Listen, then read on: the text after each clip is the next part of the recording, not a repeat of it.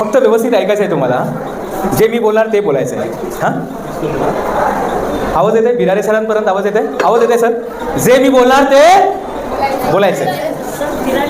हां, जे मी बोलणार ते बोलायचं. हां, म्हणजे तुम्ही नीट ऐकताय की नाही ऐकताय ते मला माहीत पडेल आता. गणपती बाप्पा. प्रश्न काय होता? जे मी बोलणार ते बोलायचं. जे मी बोलणार ते बोलायचं. तुम्ही व्यवस्थित ऐकला होता ना? मग हे असं का झालं? गणपती बाप्पा. आता झाला ना? क्लिअर हो गया? तर सर्वात पहिले ऐकायला शिकायचं आपल्याला. सर्वात पहिले द लिसनिंग पॉवर.